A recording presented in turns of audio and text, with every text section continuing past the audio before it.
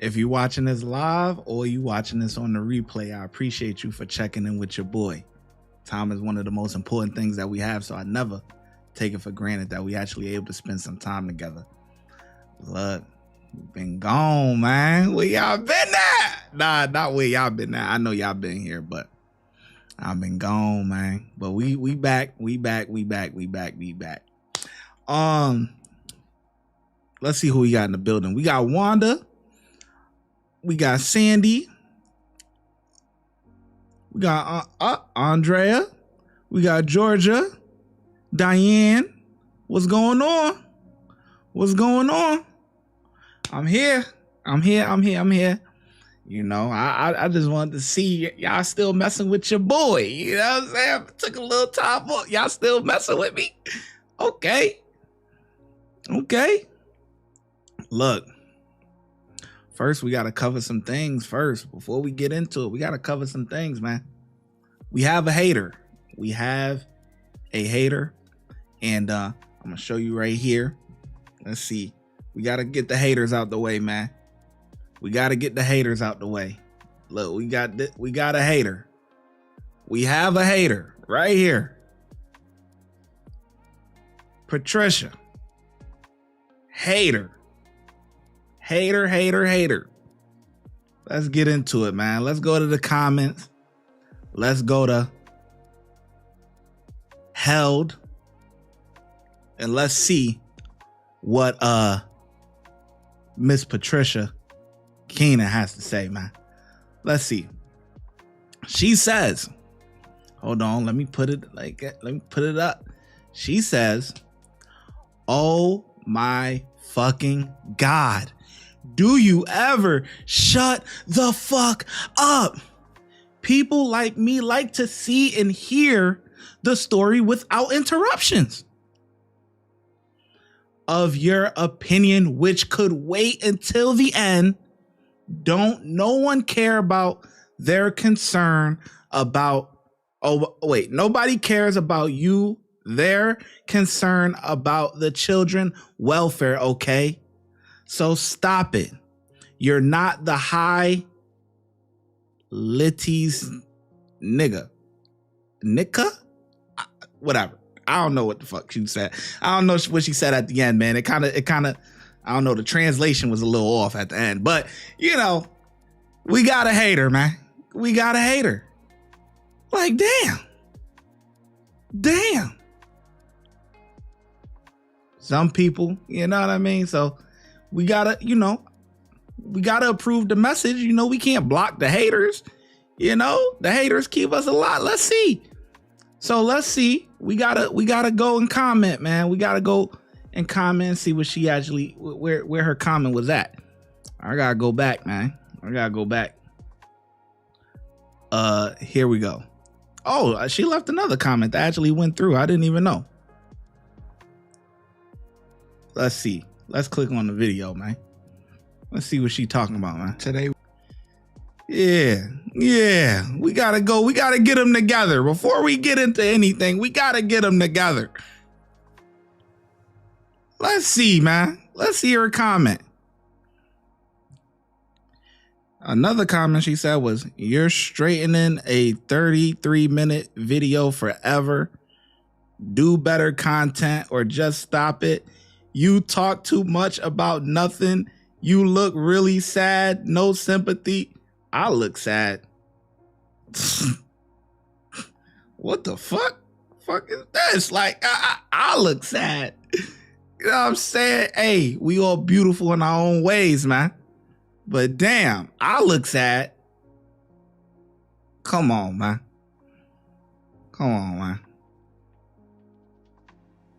This.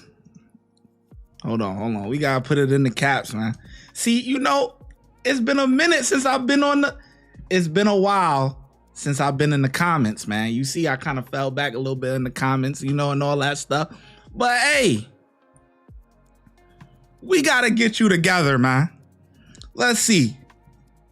This is a reaction channel. You subscribed to say this bullshit. You subscribe. Wait, hold on. Oh, wait, hold on. I can't spell. Hold on. All right. You subscribe to say this bullshit. Meanwhile, wait. You subscribe to say this bullshit.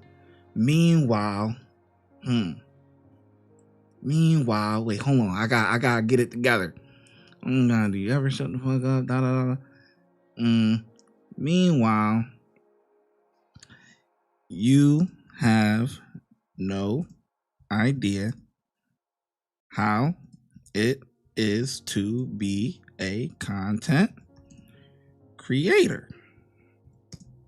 Take your sorry ass somewhere else. There we go. That sounds good.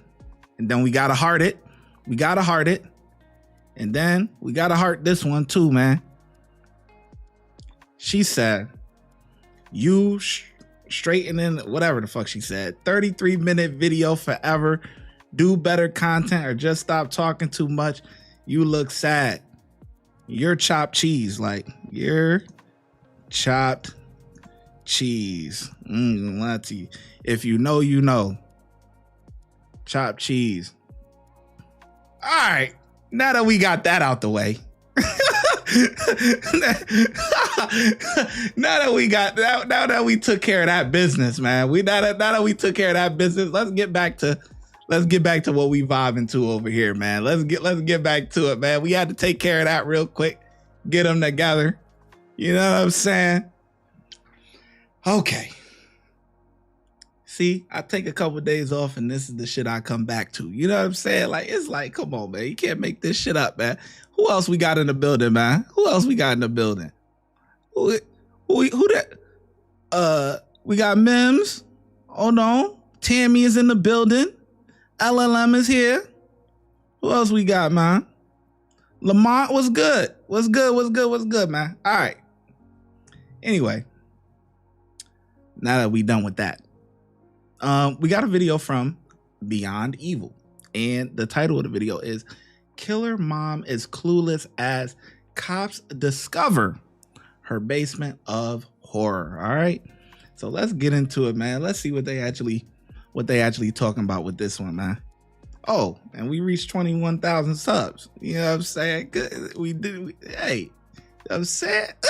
They still fucking with me, even though I haven't been on in a couple days. Okay, but let's go, man. Let's lock in. When I discovered and saw him like that, I was shocked. I tried to rock him to sleep. I didn't know if there was feces or not. I probably had feces on my clothes. I don't know. This is Tamara Moore, a woman who claims to have found her autistic son dead in her home. Is a horrible, painful suffering. That is what JJ went through. And for someone that has done everything in their life to care for him, that puts everything ahead of him, I don't believe that you're telling us the truth right now. I am. As the investigation into Jeremiah's death unfolds, detectives will discover he's really been living in a devastating house of horrors in what will turn into one of the most heartbreaking cases they'll ever encounter. On February 6, 2024, police in the township of Springfield, Ohio, received a 911 call from a distraught mother. Tamara Moore tells the dispatcher that she's gone to check on her son, Jeremiah, when she made a horrifying discovery. My son has a history of seizures. He's autistic, and I went to check on him. He had a seizure yesterday. I gave him his emergency seizure medication. I went to check on him this evening, and he's not breathing and no response. Okay. How old is he? 16. You want to try CPR? I tried CPR on him and nothing. He's cold. He's cold. Okay. All right. What's your name? I'm Tamara Moore. How long ago did you find him? About an hour ago. I just didn't want to call. I just was in shock and trying to perform CPR on him. Okay. He's non-communicative, but he can make sound. Okay. and it was not responsive. I've got help coming. I got them coming. Jeremiah Moore was a 16-year-old boy who had been diagnosed with autism from an early age. His condition was so severe that he was nonverbal and relied on those around him to look after every one of his day-to-day needs. Until December of 2023, he had been cared for under the guidance of Tamara's mother. But after she passed away, the job of looking after Jeremiah fell solely to Tamara. When the police arrive at Tamara's home, they find it's too late to save Jeremiah, and he is pronounced dead at the scene.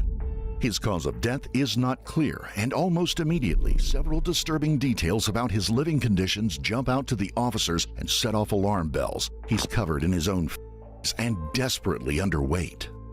With so many unanswered questions about the seemingly inexplicable death, Tamara and her boyfriend William are brought into the station that very day to see if they can straighten things out. Yeah, but there's already a red flag. There's already a red flag. I mean, you have a child who, you know, needs a lot of help, you know what I mean, that you got to pretty much care for all the time. But you don't want to take care of the child because you're the mom, but the grandmother is taking care of the child. So you never wanted the responsibility from the get-go. It's like, you know,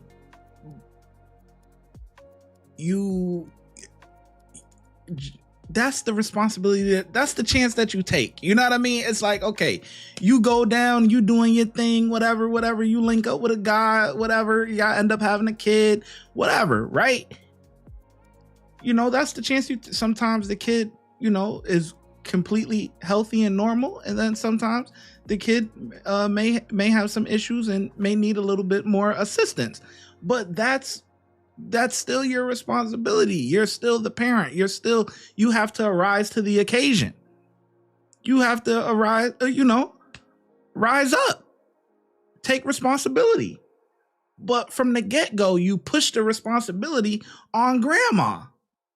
Grandma ain't lay down and had his kid. You know what I'm saying? Like, take responsibility. And now that it's your chance to take responsibility, you can't handle it. Pressure bust pipes, man. You fold under pressure. That kid is looking at you as a super mom role model, you know, looking at you to be able to take care of him.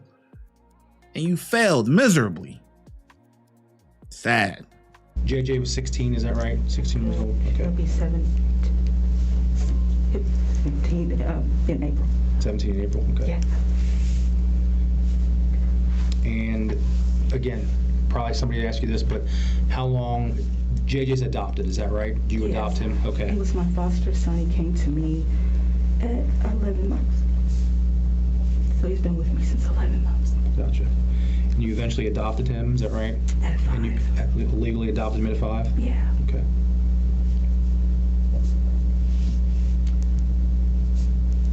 Oh, Jesus. Wait, he's adopted? Oh boy, this makes it even worse. And this is the only place that he's ever lived, so he's always lived here on Bell Green and everything else. Mm-hmm. Okay. Do you work? No, I'm on disability. Okay. I have 3 autoimmune diseases. Okay. And I have been the main caregiver for my mother. Mm-hmm.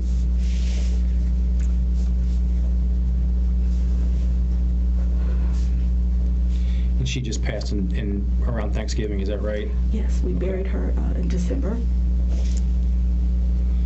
Are you the main caregiver for JJ as well? That's correct.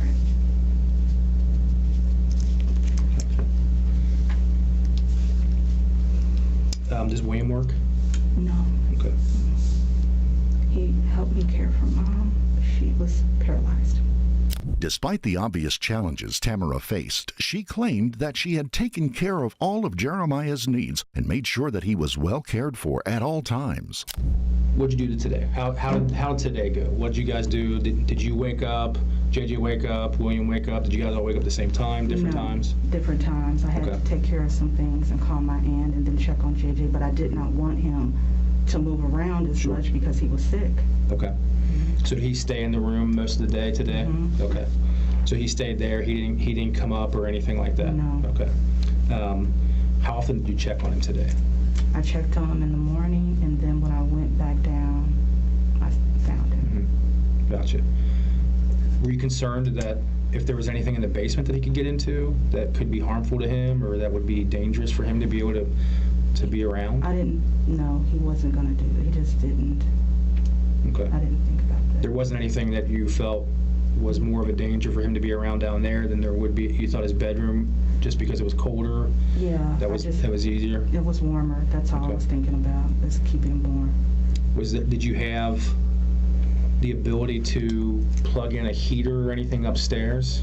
It goes out. It's just cold. There's no electricity. If you look in the hallway, you cannot turn the hallway light on. The heat goes out upstairs. For some reason, it stays on downstairs. I didn't know if you had an extension cord that you could run up the steps to the room or anything like It that. cuts off. It cuts right off. Because it looked like there was a heater that was in the basement downstairs by the washing machine. That's the one that Okay. stays on.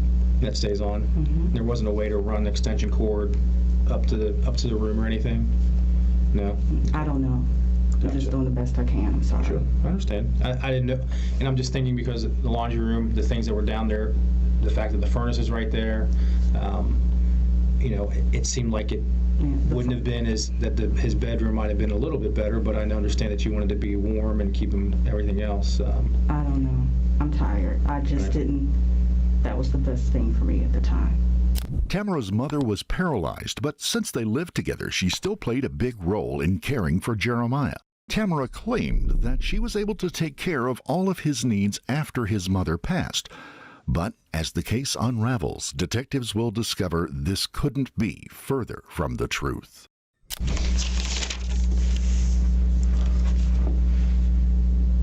If you would just put it down there so that way we can kind of see it's in the lid.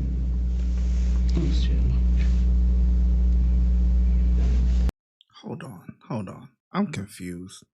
Hold on. I'm Tamara's mother was paralyzed, but since they lived together, she still played a big role in caring for Jeremiah.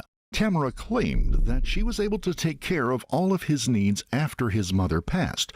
But after his... As the case unravels, detectives will discover this couldn't be further from the truth. Who's his mom? Am I bugging? Yo, hold on. Am I tripping? I might be tripping. My mind could be somewhere else because I'm so confused. This woman sitting here, is this woman sitting here the mother of the, or who's the mother of the kid? Y'all gotta help me out. See, with YouTube, there's a little delay. But I'm confused. I'm so confused. Who's the mom of the boy or the adopted mom? His mom passed away. So, all right. So this lady is not the mom. The mom is... And keeping everything else. Right. The kid was adopted. But by who, though? Well, I know by her, but I'm confused. Tamara's mother was paralyzed, but since they lived together, she still played a big role in caring for Jeremiah. Tamara claimed that she was able to take care of all of his needs after his mother passed. So the kid is adopted. Her mom is paralyzed, but the boy lived with the paralyzed lady. And after she died, this woman took over. Yo, come on, like the narration on this one is crazy. Like, I need a better understanding of this shit. Yo, what? Let's continue, man. Hopefully we get through this mug, because I'm confused, man. But as the case unravels, detectives will discover this couldn't be further from the truth.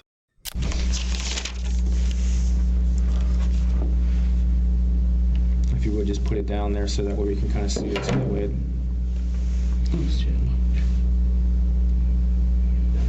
Is that your brother? What? Yeah. That's William's sister. Got it. Okay. Oh my God. So it's a missed call from him, right? Yeah.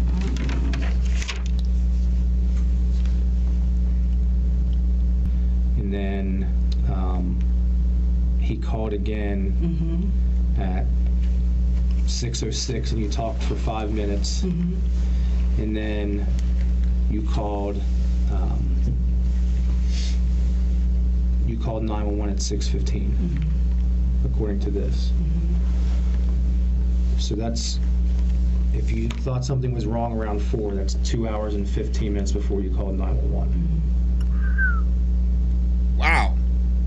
Officers are convinced that Tamara is hiding something, and their suspicions only get worse when they start to question William.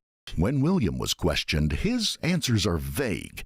Though he is clear on one thing, everything around the house took a dramatic shift when Tamara's mother passed away. So, tell me a little bit about him and his ability to function. Can he walk?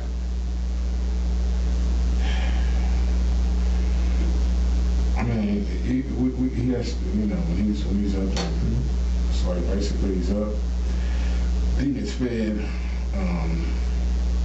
uses the bathroom. Gotcha.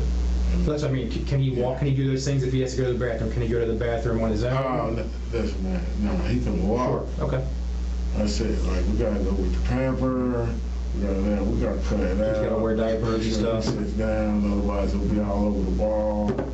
Like, so, when he's done, she's got to clean him. So it's like, if you had to pick, I know he's 16 is his age. Would you say that he mentally, where do you think he is? Do you think he's close to 16, or do you think he's way under that? No, man. Okay. And I don't know him. That's why I'm asking. Yeah, so I don't want to be. I don't want you to think I'm being insincere about it. I just don't know him. Honestly, maybe a 2, maybe a 3. Okay. But so gotcha. Basically, before her mother passed, she was looking after, that was their thing, and but she handled him a lot. So it's like, when she was gone, it's like he still trying to get in the room and want to climb in the bed, and like it's just. Can he talk? Can he verbalize things? No. Nothing at all. No words or anything. Grunting like an animal. Okay. Grunting like an animal. Oh my God, the way that they talk about this shit, that's how you describe it? Can he talk? Nah, man, grunting like an animal. Oh my God. Damn. If Jeremiah was able to get up and walk around, then detectives have to take into account that there could have been something hazardous in the basement, and that could be his cause of death. If he didn't want to, come out and couldn't make him, so he just sit there when he's hungry, open the door, open up food. But he couldn't get out of the bed himself. He would need help from you or from her. No, he couldn't get out their room. Okay. Because if he comes out their room, like he listen, he would get into stuff. There was no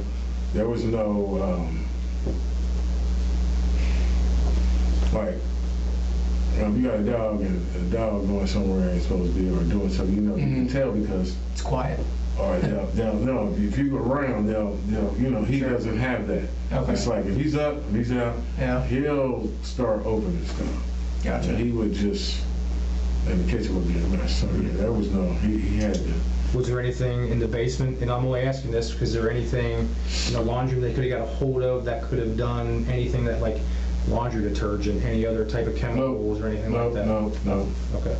And the forensic reports raise even more red flags when the coroner rules Jeremiah's death as not due to a tragic mistake, but something that could have been easily prevented if he had been properly cared for. Physically, did you eat with him sometimes? Did you go in the room and watch him eat? Did you feed him? I would eat with him. Okay. Did you have the ability to, did JJ have the ability to feed himself, use a spoon, a fork, a knife, whatever, he could feed himself, all that stuff? Okay. Yes, he did. And that's what I'm asking you, if you physically watched him eat his food. Yes. But the food that he ate that day, You did not see him eat? I did not. Okay. But did you see him eat the night before? Yes. And then did you see him eat the day before that? Yes. There's still no food in his stomach. There's nothing in there. There should be some food in there. Well, again, And I understand you want to believe that, but we're telling you that I understand that. medical professionals who do this for a living and examine JJ, there's nothing there. There's nothing in his stomach. Not only is there nothing in his stomach, but there's 21 feet of intestines that there was nothing in also. I don't understand that. So what we're telling you, and this is where I tell you, like, there's no disputing it. Okay, we have physical evidence that you can't just say, well, I don't care what that says. I'm telling you I fed him, because I'm telling you you didn't feed him. Okay. And I'm telling you I did. Well, the evidence shows otherwise. Okay. And I will be honest with you. I want to be respectful. I understand you're going through a lot and everything else. Bottom line is, I think he was in that room for more than 2 or 3, 4 or 5 days, if not weeks. He wasn't fed. He wasn't given any water or anything to drink. He wasn't given his medication, and he laid on that cot and he died because of neglect from you and William.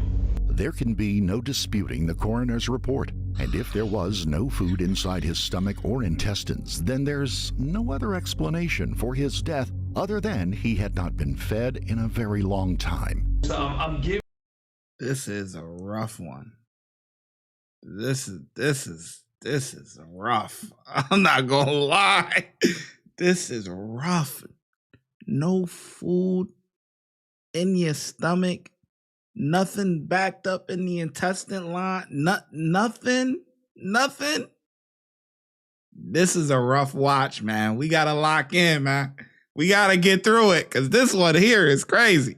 Giving you an opportunity to be honest and tell us what happened. But if you're gonna sit here and tell me that you fed him that day, I said William was supposed to feed him that day. That night he had the soup. You're changing your story now. You can't keep doing that, because what you said the first time to what you're saying multiple times now is that what we are gathering from this and what you said, William didn't help with anything.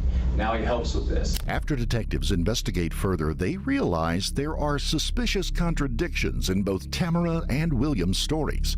Together with the damning evidence from the house as well as the coroner's report, Tamara is arrested at her home on April the 12th, 2024, but William is nowhere to be found, leaving the Springfield Township Police Department no choice but to issue a warrant for his arrest, and Tamara is left to face the detectives alone.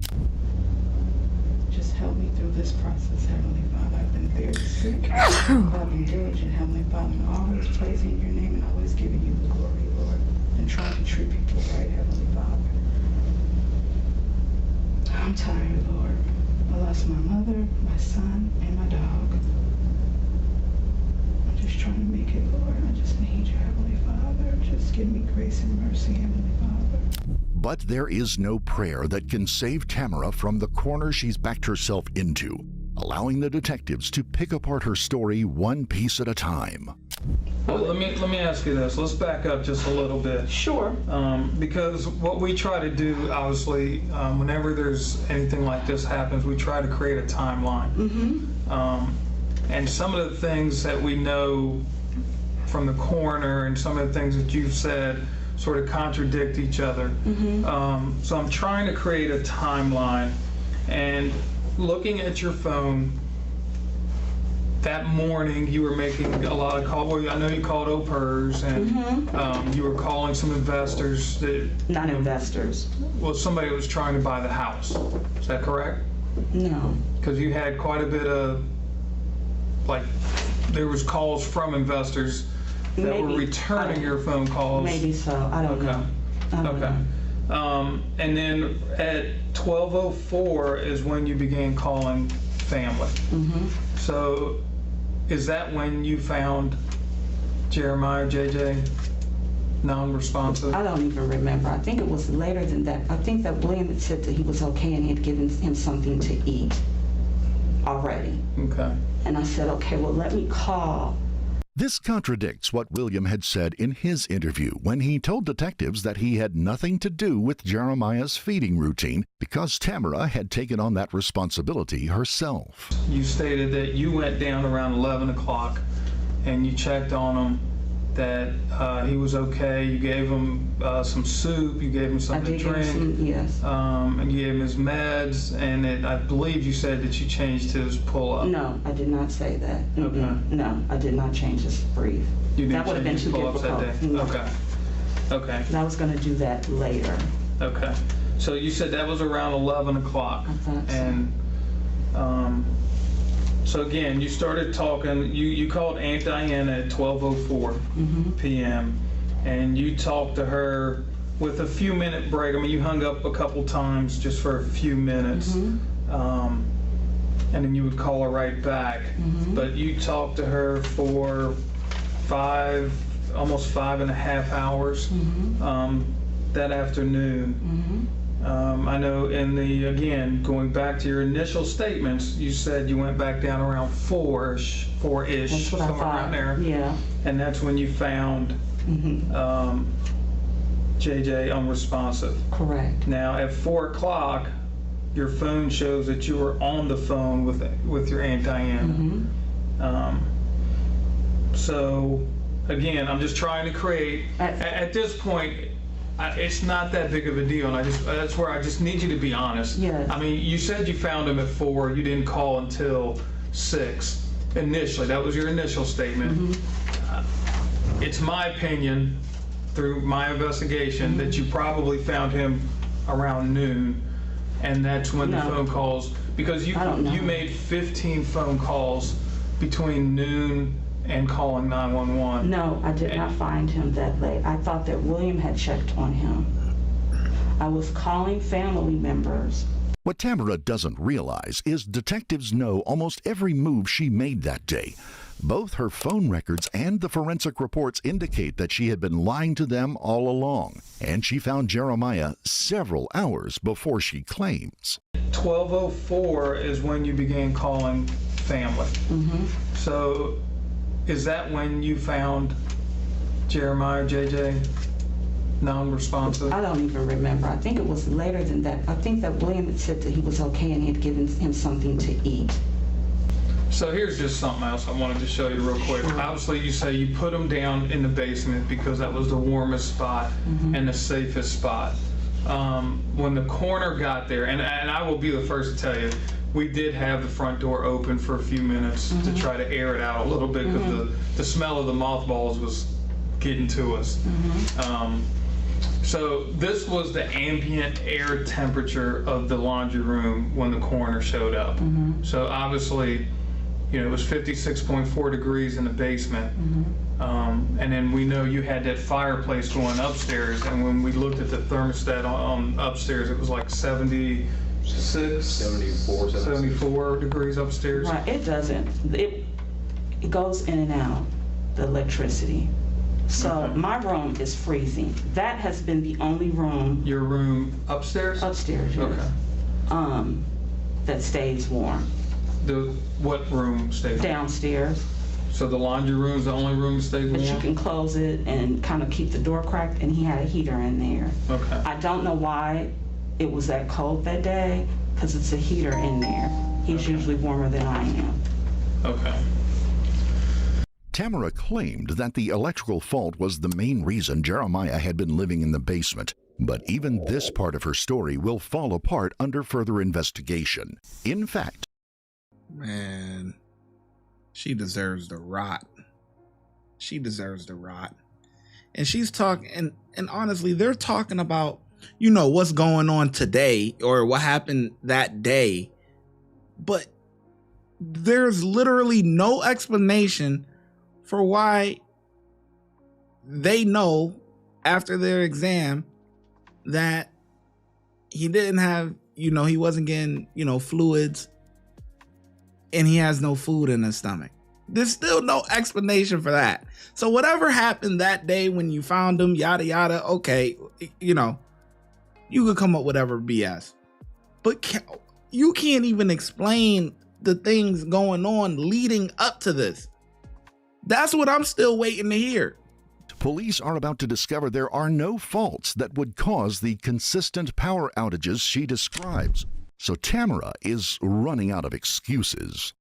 I'm having a hard time understanding you saying I understand when it was your responsibility to do these things. It was your responsibility to feed him, to clean him, to love him, to hold him, not to put him in a room on a cot that's covered in feces with restraints and a locked door in a room that is cold as can be, the coldest room in your entire house, with chemicals and detergents and nothing there for him to do other than lay on that cot. And yet, police have discovered that the rest of the house was at least 20 degrees warmer than the basement, and no sign of the alleged electrical fault that had led them to put him in the basement in the first place. But they have found signs that Jeremiah was denied any freedom and might have been permanently confined to his cot for months, if not longer. On the cot. The restraints on the cot is when he had his seizures. He would bite and kick, but they didn't really work, so I didn't even use them. You mean during his seizures? Correct. He would bite and kick? Yes, he would. Okay. So I'm going to show you some pictures, and I want you to just sort of explain why the marks would be there the way they are. So according to the coroner, okay, obviously those are the restraints that were on the cot. So this is his wrist. And according to the coroner, these markings on his wrist are ligature marks caused by the restraint. I can, but he never, we didn't use these. I quit using them. You quit using them? Yeah, so you used really them work. in the past? Yes, I did. Okay. A couple of times, and then I stopped. Okay. Is there a reason why you left them there, or you didn't take them off, or? I'm just trying to understand. I understand. Okay. I just didn't take them off. Okay. How long ago when was the last time you used them? Probably last year. Last year? Okay. And you would use them when he had seizures, is that correct? That is correct. Okay. Explain the ligature marks on Jeremiah's wrists, and it's unlikely they'd be there if he hadn't been restrained in months. Other ligature marks on Jeremiah's body suggest it wasn't just his wrists that were restrained, and he may have been living like a prisoner on his cot, locked in a basement and unable to escape. You know, I know you had a dog, and we found this dog collar right underneath the head of his cot, okay? And again, according to the coroner, these ligature marks on his neck match up with the same size of the dog collar. So I never put a dog collar on him. JJ would scratch himself. Okay. Of course, Tamara claims she never put a dog collar on him, but when you remember what her boyfriend said in his interview, it almost feels too eerie to be a coincidence.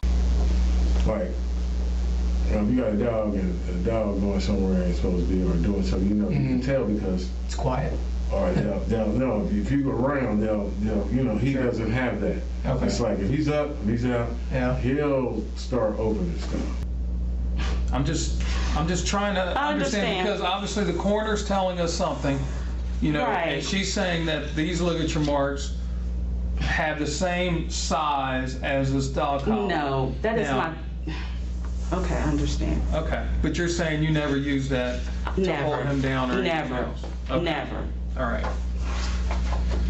Okay. So now you say the night before he had a seizure, you checked on him at 11 was your statement prior. Are you still stating that you went down around 11 o'clock to check on him? I'm going to say I don't really recall. My mind was gone. Okay, so you don't know, did you ever go down to check on him the day that you? I did. Okay, do you roughly just? I don't know. During the conversation with somebody, probably my aunt, I don't recall. That day was horrible. I understand. With no way of escaping his cot, Jeremiah was left to suffer, covered in feces and filth and surrounded by potentially dangerous germs and bacteria. But it wasn't the restraints, the bacteria, or the dog collar that brought about his death. The coroner's report has stated it was a lack of one simple, basic human need. that JJ, the cause of death for JJ was that he starved to death, would you be able to explain that to me? Why? Now, this is what I've been waiting on. Yeah, they talked about it in the beginning. He didn't have no liquids, and he's been starved. They didn't find nothing backed up in him, no food in his stomach. Explain this. This is what I've been waiting on. Let's get to it. I couldn't explain that. He ate all. Of course you can't, because you starved that boy, man. Of course you can't explain it. Of course you can't explain it.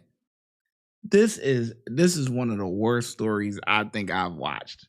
This is terrible. You know, the kid can't talk. He can't, and you're dependent upon somebody else to take care of you, and this is how they treat you. They said that he could have possibly been chained up for weeks and months, starved, slow. That's a slow, painful death. That kid didn't ask to be here. He was brought here, and then you adopted him, whatever you're supposed to be. All the time. Well, I know he had pica, so he wanted to eat all the time, Yes, correct? he had pica. Yeah. So again, we believe that the cause of death was starvation, which means that he wouldn't have eaten anything for, if not days, weeks. And he would have been very weak there at the end. Let me finish real quick, because I want you to understand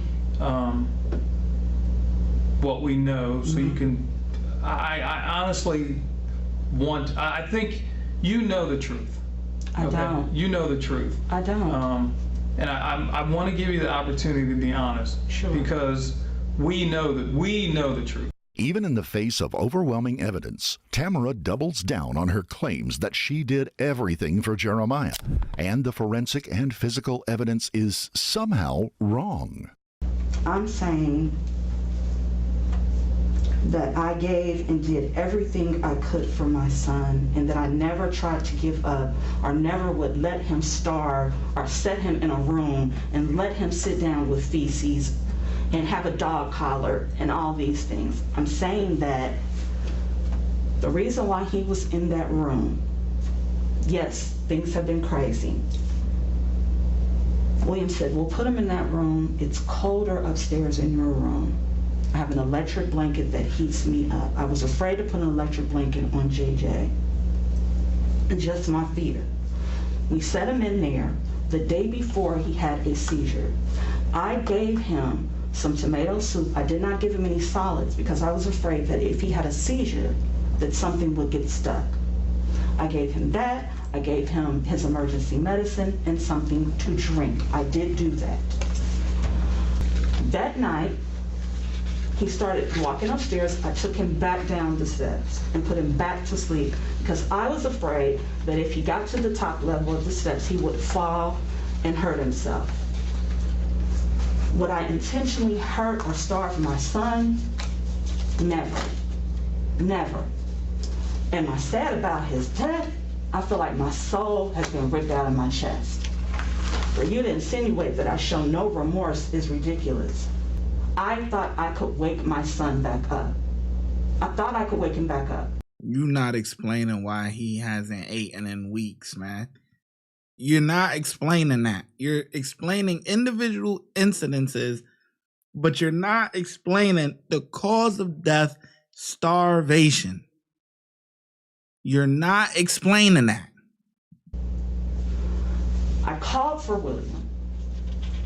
I screamed. He was just casually in the van.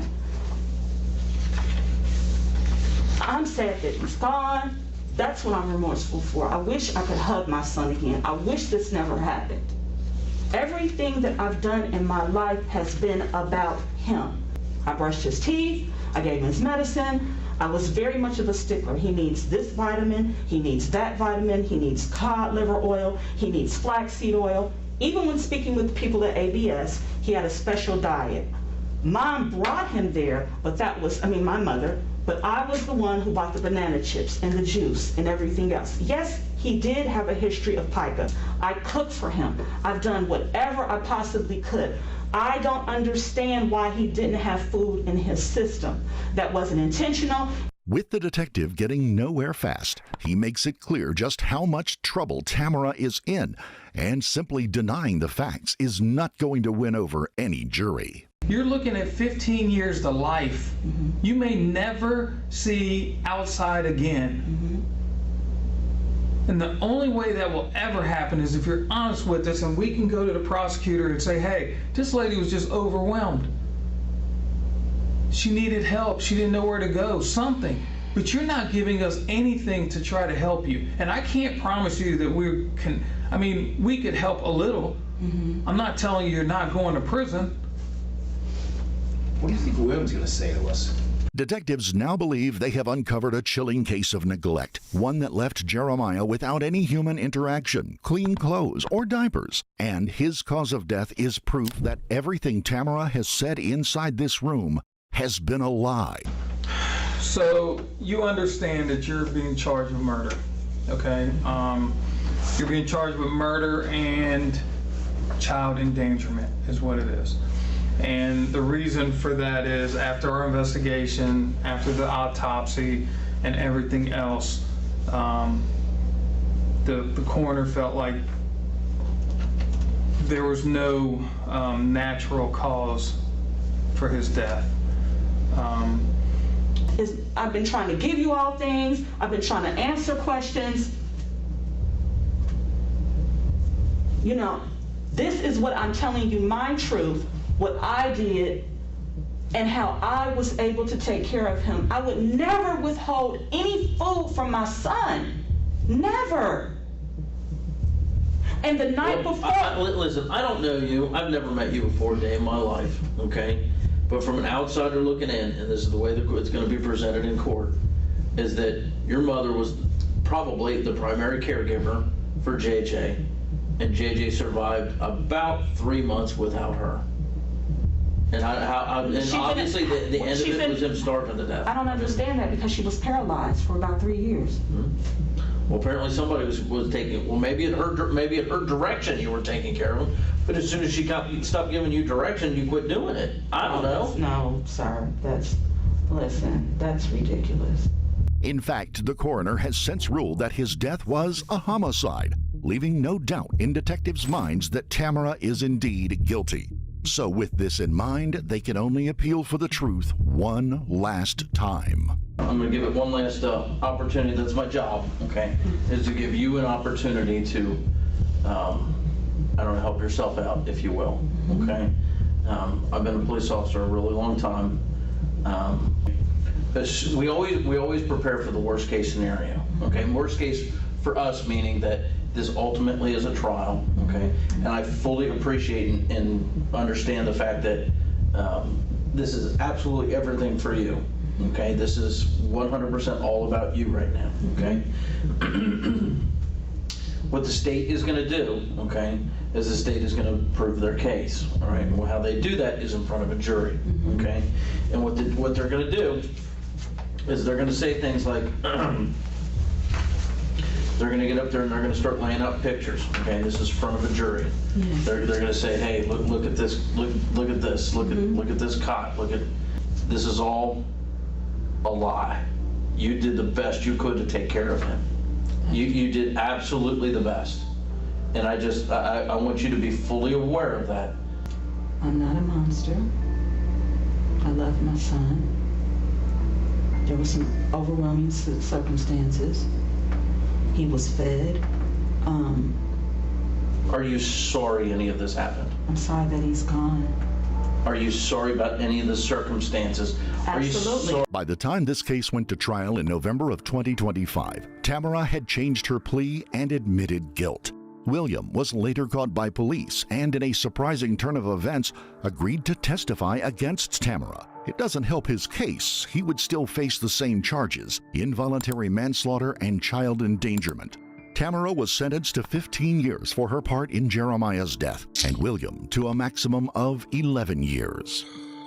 We would like to extend our sincere condolences to the friends and family of Jeremiah. Oh, God. 15 years for a body? Come on, man. Come on. 15 years for this? This was one of the worst things I have seen, like we have covered. This is one of the worst cases we have covered, man. 15 years? Wow. Wow. Just wow. And this is why people continue to do crimes and do whatever. 15 years for a body. Not only for a body, but the way you did it. Like, this is up there with shootings and dismemberment and all. I think this is just as up there. He died of slow, painful death, chained, couldn't move for weeks. Imagine just being chained up. You can't move for weeks. Can't go nowhere. You can't go to the bathroom. You gotta shit on yourself. Like, this is nasty work. And see, I don't know how the lady jails are and stuff like that. But something like this would not fly. A crime like this is not flying in the men's prison. It's not. Because you got so many people in jail that wish that they could see their kid, wish that they could hug their son, wish that they could, but their poor decisions led them to that, to a path to where they're, they can't do it. So for somebody to have the opportunity to be able to hug their son, kiss their son, you know what I mean? Show their son things and help them out and do that. There's a lot of people that's in prison that wish they was out with their family and their loved ones. And you do this to one of your loved ones, that's not flying in a male prison. That right there. I remember we had one guy who he threw his baby in the lake or something like that, like a 4-year-old or something. He threw his baby in the lake or the water or something like that, and unalived his baby and stuff like that. Man, when they found out he was at that jail, he ain't last too long, man. Every housing unit he went to, bing, bing, bing, bing, bing, bing. They'll send him to another housing unit. Bing, bing, bing, bing, bing. Like, it's like, goddamn. They get him they try one more housing unit. Ding, ding, ding, ding, ding. All of them. They put him in PC. You can't put him nowhere. If you put him so he getting fucked up, like, it's over. Like, you can't do nothing with you. Yeah, you're out of there, man. And he didn't get a lot of time neither. I forget how much time he got, but it was probably somewhere around there, like 15 years. It was something like that. But yeah, I remember that.